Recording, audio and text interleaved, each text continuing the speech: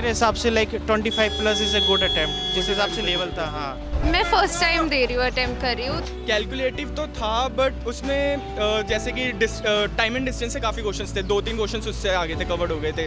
बच्चों, IUPAS SO का prelims का फर्स्ट शिफ्ट का एग्ज़ाम कंप्लीट हो गया। जाहिर सी बात है कि आपका पेपर भी अच्छा ही गया होगा।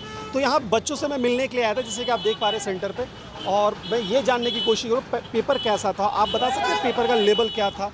पेपर का लेवल थोड़ा सा मतलब हल्का सा मॉडरेट था, मतलब मॉडरेट लेवल बोल सकते हाँ मॉडरेट, थोड़ा इजी तो नहीं था। हाँ हैं। क्या कुछ नए क्वेश्चन सरप्राइज किए? हाँ, रीजनिंग में काफ़ी कुछ जो पजल्स वगैरह थी वो थोड़ी काफ़ी ज़्यादा टफ थी, मतलब बहुत ज़्यादा टाइम टेकिंग थी वो रीजनिंग में। अगर हम इसको डिफरेंशिएट करते हैं तो इंग्लिश का क्या मतलब कितना होना चाहिए डुएबल क्वेश्चन? अब इंग्लिश का मेरे हिसाब से इंग्लिश थोड़ी आसान थी, तो 30 प्लस मतलब ठीक रहेगा। 30 प्लस आराम से, हाँ 30 प्लस। वही अगर मैं बात करता हूँ रीजनिंग में कितने डुएबल थे और किस किस सेगमेंट से क्वेश्चन था? मोस्टली जो पजल्स थी और उसके अलावा जो डिस्टेंस एंड डायरेक्शन वाले क्वेश्चंस थे वो भी थोड़े से मॉडरेट लेवल के थे। और बाकी रही बात मैथ्स की, तो मैथ्स में भी जो कुछ आसान क्वेश्चंस थे, जैसे पाई चार्ट वगैरह के क्वेश्चंस आए थे, यही वाला part। हाँ वो सब आया था, और रॉन्ग नंबर सीरीज़ थे। बाकी अर्थमेटिक मैथ्स वगैरह कुछ सिंप्लीफिकेशन के 4-5 क्वेश्चंस थे, वो आसान थे। सिंप्लीफिकेशन आसान था। और DI भी कैसा लेवल था DI का? DI का थोड़ा सा हल्का सा मॉडरेट, थोड़ा टाइम टेकिंग थे वो, मतलब DI मतलब टाइम, calculative हाँ लेवल। कैलकुलेटिव बहुत थे, आसान थे पर टाइम बहुत ले रहे थे वो। तो अगर हम बोले कि रीजनिंग का गुड अटेम्प्ट क्या होगा तो क्या होगा? रीजनिंग मेरे हिसाब से like 25 plus is a good attempt, जिस हिसाब से लेवल था। हाँ, और अगर मैं बात करता हूँ क्वांट का गुड अटेम्प्ट? 30 प्लस। 30 प्लस। हाँ, वैसे इंग्लिश में 30 प्लस। तो बच्चों, एक बच्ची हमारे साथ है दीपिका, और इनको भी IUPAS SO IT का प्रीलिम्स का पेपर अभी था।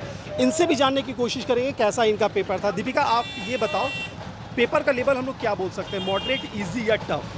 मॉडरेट था। पेपर का लेवल मॉडरेट बोल सकते हैं। मॉडरेट। इंग्लिश का कौन सा कुछ ऐसे थे कि जो नए सेगमेंट थे इंग्लिश में? मैं फर्स्ट टाइम दे रही हूँ, अटेम्प्ट कर रही हूँ, तो मुझे पुराना आइडिया नहीं है। ओके।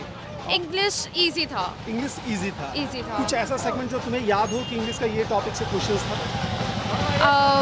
वही जंबल सेंटेंसेस जो एक आते हैं, पैराजंबल। Para jumble, okay. और यही से याद था। इंग्लिश में आपने कितना अटेम्प्ट किया? इंग्लिश में मैंने अराउंड 30-35 अटेम्प्ट कर दिए। तो पैराजंबल होगा, उसके बाद हमारा क्लोज टेस्ट भी रहा होगा, कॉम्प्रहेंसिव का पार्ट भी रहा होगा, तो 30 था, वो डुएबल था इंग्लिश में। हाँ जी। वही अगर रीजनिंग के बारे में बात करें तो रीजनिंग में मेरे को पजल में टाइम लग गया। पजल में टाइम लग गया। हाँ। प्रैक्टिस कम रही होगी। प्रैक्टिस थोड़ी कम थी। तो रीजनिंग का कुछ ऐसा सेगमेंट जो सरप्राइजिंग था? नहीं, नॉर्मल था। रीजनिंग में कितना डुएबल हो सकता था? 20 हो सकते थे।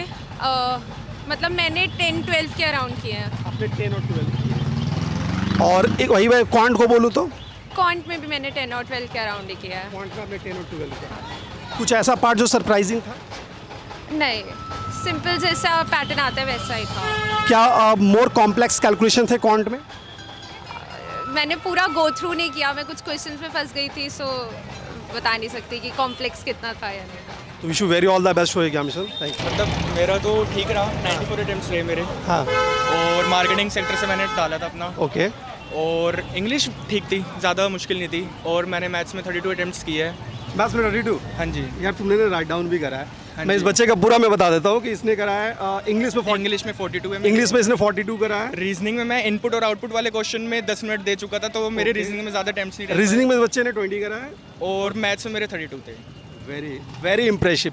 मतलब ये बच्चा है जो लग रहा है कि तैयारी करके आया, तो इन्होंने बहुत अच्छा अटेम्प्ट किया। हाँ जी। आप मुझे ये बता सकते हो कि इंग्लिश के कौन कौन से सेगमेंट से क्वेश्चंस आया था, ये बता सकते हो? एक्चुअली 2 तो आपके पैरा वो कॉम्प्रिहेंसिव से थे, वेरी गुड। और आपके जंबल वर्ड्स थे, ओके वो इजी थे। जंबल वर्ड्स तो अब देखते ही बन रहे थे बिल्कुल। ओके।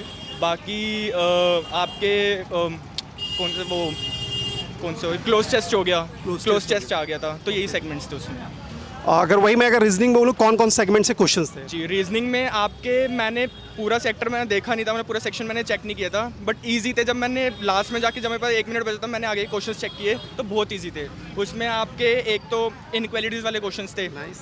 और बाकी मैंने जो अटैम्प्ट किया वो मैंने 2 पजल सोल्व किए थे, और एक इनपुट और आउटपुट वाले क्वेश्चन सोल्व किए थे, तो मुझे उसका आइडिया है। और मैथ्स बहुत ईजी थी मैथ्स। मैथ्स इजी थी। क्या मैथ्स को हम लोग बोल सकते हैं कि कैलकुलेटिव ज़्यादा था, ऐसा कुछ? कैलकुलेटिव तो था, बट उसमें जैसे कि टाइम एंड डिस्टेंस से काफ़ी क्वेश्चंस थे, 2-3 क्वेश्चंस उससे आगे थे, कवर्ड हो गए थे। बाकी मैंने 2 उससे किए थे आपके, मैं थोड़ा नर्वस हो रहा हूँ लेकिन तो 2 इतने से नंबर हाँ सॉल्व जी, करे। हाँ जी 32 ये थे। बाकी मैंने अरिथमेटिक पूरी सॉल्व की है, अरिथमेटिक, और बाकी आपके वो थे अप्रोक्सीमेशन से क्वेश्चंस थे, और रॉन्ग नंबर सीरीज थी, और आपके पैराग्राफ वाले क्वेश्चंस थे, और आपके पाई चार्ट वाले 2 क्वेश्चंस थे। तो अगर हम लोग ऐसा बोल सकते हैं कि लास्ट ईयर का जो पैटर्न था वही पैटर्न था कि कुछ नया एड ऑन किया गया? बिल्कुल लास्ट वाला पैटर्न था, तो सही रहा, मतलब अटेम्प्ट्स बाकी देखते जो रहेगा। चलो, wish you very all the best. Thank you so much.